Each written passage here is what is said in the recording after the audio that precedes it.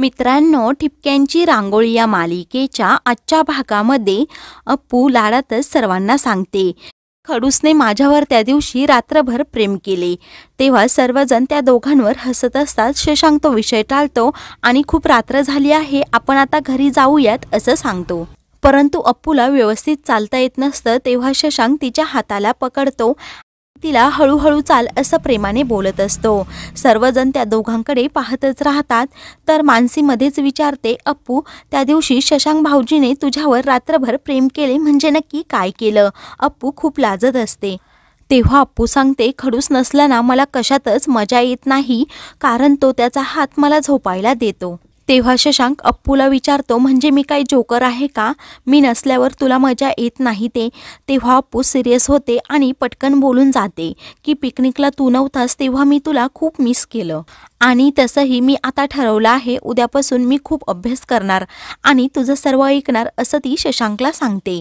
तेव्हा शशांक खुश होतो आणि नक्की हे सर्व करणार का असं विचारतो। तेव्हा अप्पू पटकन हो बोलते, परंतु तू फॉरेनला जायचं नाही असं त्याला सांगते। तेव्हा शशांक बोलतो की तू जे आत्ता मला प्रॉमिस दिला आहे ना अभ्यास करण्याचं, हे कृतीत उतरणार नाही हे मला चांगलंच माहीत आहे असं म्हणून तो तिच्या हातातला हात बाजूला घेतो। तर मानसी बोलते, शशांक भाऊजी, अप्पू किती प्रेमाने तुम्हाला बोलली, मग तुम्ही तसंही प्रेमाने तिला उत्तर द्यायला हवं होतं।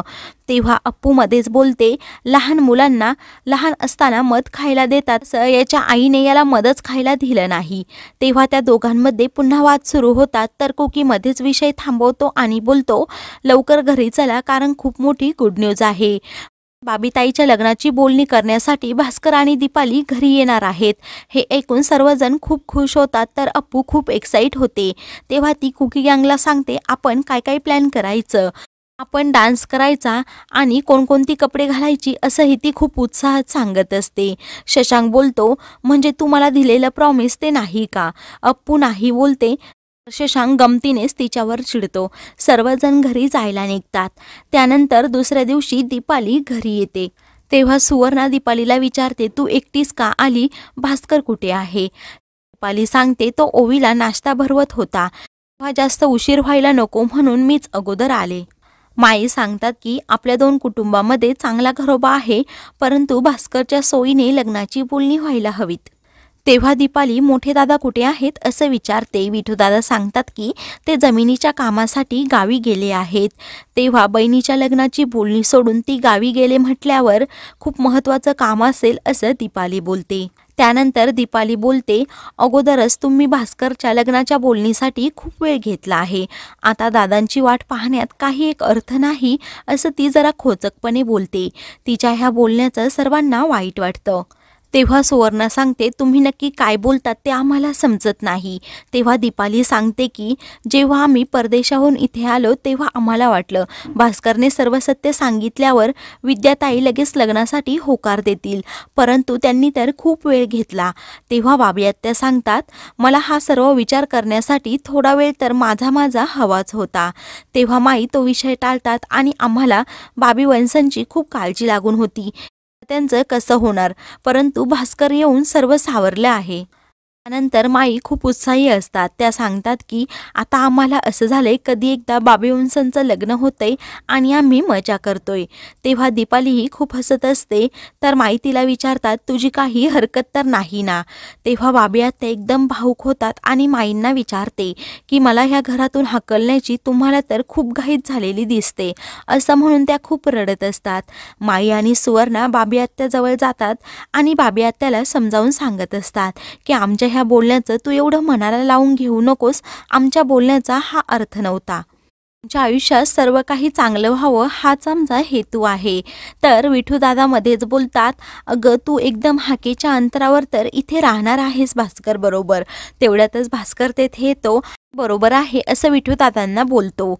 बाबी आत्या आपले डोळे भास्करला पाहून लगेच पुसतात। भास्कर आणि बाबी आत्या एकमेकांकडे खूप प्रेमाने पाहत आहे ते पाहून मात्र दीपालीचा जळफळाट होतो। ती विचारते, म्हणजे भास्कर आणि विद्याताई इथेच राहणार असं तुम्हाला वाटतंय का? कारण त्याच्यावर अजून खूप जबाबदाऱ्या आहेत। तेव्हा ती असं भास्करला विचार, भास्कर सांगतो, माझं अजून तसं काही ठरलं नाही, असं वाटते मला येऊन जाऊन राहावं लागेल। घरातील सर्वजण सांगतात, आम्हाला बाबी आत्याला सोडून असं राहणं जमणार नाही. ती इथेच आमच्या डोळ्यासमोर असलेली बरी. दीपाली मध्येच बोलते, तुम्ही तर फक्त तुमच्या बहिणीचा विचार करत आहात. त्याच्यावर अजून काही मोठ्या जबाबदाऱ्या आहेत हे तुम्ही विसरलात का? तेव्हा माई दीपालीला समजावतात की भास्करच्या आईची अशी इच्छा होती की भास्करने फक्त परदेशी शिक्षण घ्यावं आणि इथे नाशकातच राहावं. बाबी वंशांबरोबर इथे सुखाने संसार करावा. तेव्हा दीपाली विचारते, म्हणजे विद्याताईला आणि भास्करला माझ्यामुळे वेगळं राहावं लागत आहे का? विठूदादा दीपालीला समजवतात की तो फक्त परदेशात शिक्षणासाठी गेला होता, त्याने इथे राहावी अशी त्याच्या आईची इच्छा होती. दीपाली खूप वेडीवाकडी बोलत असते ते पाहून भास्कर दीपालीला समजावतो, ते फक्त माझ्या आईची इच्छा बोलून दाखवत होते, बाकी तसं काही नाही, कुणाची दोष वगैरे सांगत नाहीत. तेव्हा दीपाली लगेच भास्करला उत्तर देते, आता तू तुझ्या होणाऱ्या सासरच्यांचीच बाजू घेणार. आता आम्ही तुझ्यासाठी कोणच राहिले नाही आहोत, म्हणून मी तुला नेहमी सांगत होते तू एकट्याने जाऊन बोलणी कर. तर बाबी आत्या स्पष्टपणे दीपालीला विचारतात, तू आमच्या लग्नासाठी मनापासून तयार झाली आहेस ना? तेव्हा दीपाली हो बोलते आणि मला सर्व जबाबदारीतून मुक्त व्हायचं आहे असंही सांगते. सुवर्णा मध्येच विचारते, मग प्रश्न तरी कुठे उरला आहे? मग तू अशी का बोलत आहेस? तेव्हा दीपाली सुवर्णाला बोलते, कसं आहे ना वहिनी, एक नवीन नातं जोडत असताना जुन्या नात्याला कधीही विसरू नये. कारण भास्करने माझ्या मुलीची जबाबदारी स्वीकारली आहे, तिला त्याचं नाव दिलं आहे. त्यामुळे भास्करने आता आमच्याबरोबर यावं अशी आमची इच्छा आहे. तसंही भास्करचं विद्याताईशी लग्न होते म्हटल्यावर मी माझ्या मुलीचं फ्युचर कॉम्प्रोमाइज करू शकत नाही. दीपालीच्या ह्या खोचक बोलण्याचा सर्वांनाच राग आलेला असतो. तर बाबी आत्याला खूप वाईट वाटतं. बाबी आत्या बोलतात, तू भास्करच्या वतीने बोलणी करायला आली म्हटल्यावर आम्हाला तुझं तर ऐकावं लागणार. तेव्हा दीपाली बोलते, असंच झालं पाहिजे, नाहीतर लग्न झाल्यावर तुम्ही आमच्या दोघींना अलगदपणे उचलून टाकाल.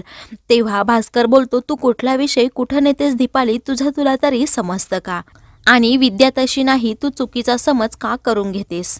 तर दीपाली बोलते, मी गैरसमज करून घेत नाहीस, तू आम्हाला एवढं सांभाळून खूप मोठे उपकार केले, त्या उपकाराची काहीतरी परतफेड व्हावी यासाठी मी तुझ्याबरोबर इकडे भारतात आले आणि मी इथे येऊन खूप मोठी चूक केली आता असं मला वाटतंय. तेव्हा माई दीपालीला समजावतात, आणि तू आली म्हणून आमच्या बाबी वंशांना त्यांचं प्रेम परत मिळालं. तू पुढाकार घेतला म्हणून आता त्या दोघांचं लग्न पण होत आहे. तेव्हा सुवर्णाही बोलते की आमच्या नकळत जर तू दुखावली असेल तर मी तुला सॉरी म्हणते. तेव्हा दीपाली भास्करला बोलते, तू अगोदर सर्व ठरवून घे, लग्नाची बोलणी करून घे, म्हणजे मला तशी पुढची तयारी करायला. तेव्हा माई दीपालीला समजवतात की तू एवढं टेन्शन घेऊ नको, तयारीसाठी आम्ही आहोतच. तेव्हा दीपाली बोलते की ती तयारी नाही, मानसिक तयारीचं मी बोलत आहे. तेव्हा भास्कर मध्येच दीपालीला बोलतो, आमच्या दोघांचं लग्न व्हावं ही तुझी इच्छा होती, आता तुला कसली मानसिक तयारी करायची आहे? तेव्हा दीपाली बोलते, अगोदरची गोष्ट वेगळी होती, कारण आपल्या तिघांचं एक असं विश्व होतं, परंतु आता त्या घरात दुसरं कोणीतरी परकं येणार, त्या घरात वावरणार, सारखं आपल्या डोळ्यासमोर असणार म्हटल्यावर मानसिक तयारी नको का, असं दीपाली टोमणा मारून बोलत असते. तिच्या ह्या बोलण्याचं खरं तर सर्वांना खूप वाईट वाटत असतं. तेव्हा सुवर्णा दीपालीचा माज उतरवते आणि तिला सांगते, मुख्य म्हणजे भास्कर आमच्या बाबी वंशांसाठी परके नाही आहेत, आणि दुधात जशी साखर मिसळावी तशा माझ्या बाबी वंश आहेत, त्या कुणातही लगेच मिसळतात. तू एवढं टेन्शन घेऊ नको. दीपालीच्या प्रश्नांना सुवर्णाही तसंच सडेतोड उत्तर देत असते. माई सुवर्णाला थांबवतात आणि दीपालीला समजवतात की नक्की सुवर्णाला काय म्हणायचं आहे हे तुझ्या लक्षात येतंय ना? तेव्हा दीपाली स्पष्टपणे सांगते की आजपर्यंत माझ्या ओवीला भास्करचं प्रेम मिळालं आहे, आणि आता इथून पुढे जर त्या प्रेमामध्ये शेअरिंग येणार असेल तर ते मला माझ्या मुलीला समजावून सांगायला हवं, एवढीच माझी इच्छा आहे, बाकी काही नाही. बाबी आत्या विचारतात, अगं तूच मला म्हणाली होती की मी ओवीला समजावून सांगेल.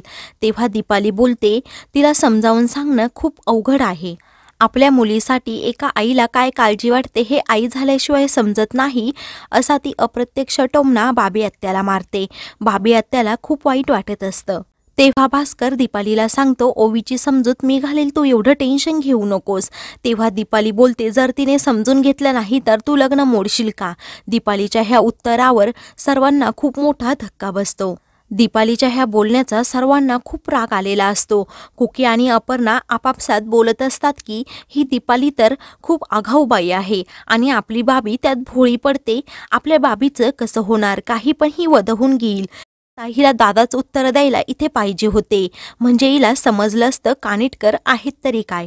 तेव्हा बाबी आत्या बोलतात, ओवीच्या सुखासाठी मी नक्की नकार द्यायला तयार आहे। त्यावर दीपाली हसते आणि बोलते, नुसतं बोलण्यासाठी ते ठीक आहे, परंतु प्रत्यक्ष वेळ आल्यावर कुणीही असं करत नाही। बाबी आत्या बोलतात की ओवीच्या सुखासाठी मी काहीही करायला तयार आहे।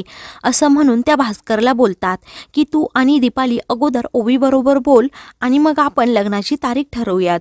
दीपाली बाबी आत्याला सांगते, ओवी माझी मुलगी आहे, तिच्याशी कधी बोलायचं हे मी ठरवणार। तेव्हा भास्करला दीपालीचा खूप राग आलेला असतो। तर कुकी अपर्णाला सांगतो, चल आपण किचनमध्ये जाऊयात आणि काहीतरी खायला घेऊन येऊयात। ते दोघेही आतमध्ये जातात। हे सर्व कुकी यांग एकमेकांमध्ये डिस्कस करत असतात की बाबी आत्याच्या लग्नाची काय तारीख ठरली असेल। अप्पू सांगते, आपण कुकीला फोन करून विचारायचं का। तेवढ्यातच कुकी तेथे येतो आणि ह्या फॉरेन रिटर्न बायका सटकू कशा काय असं अप्पूला विचारतो। कुकी अप्पूला सांगतो, मी तुझ्या आईला बोलत नाही, दीपालीला बोलत आहे। कुकी सर्वांना सांगतो, जर भास्कर आणि बाबीचं लग्न झालं तर दीपाली खुश होणार नाही। तेव्हा सर्वांना खूप टेन्शन येतं। सर्वजण विचारतात काय झालं। तेव्हा कुकी सांगतो, लग्नाची बोलणी तर दूरची गोष्ट, परंतु ती सर्वांना टोमणे मारत आहे। हे ऐकून सर्वांना धक्का बसतो। तेव्हा मानसी सांगते, मी तेव्हाच ओळखलं होतं, ह्या दीपाली ताई दिसतात तेवढ्या शहाण्या नाही। तेव्हा अप्पू बोलते, आता आपल्याला बाबी आत्याला सपोर्ट करण्यासाठी खाली जायला हवं। असं म्हणून सर्व गँग खाली जातात। तर मित्रांनो, पुढील भागामध्ये कानिटकरांच्या सर्व अपमानाचा बदला शशांक दीपालीकडून घेणार आहे। अशाच मालिकेंचे पुढील भाग पाहण्यासाठी चॅनलला सबस्क्राईब करा।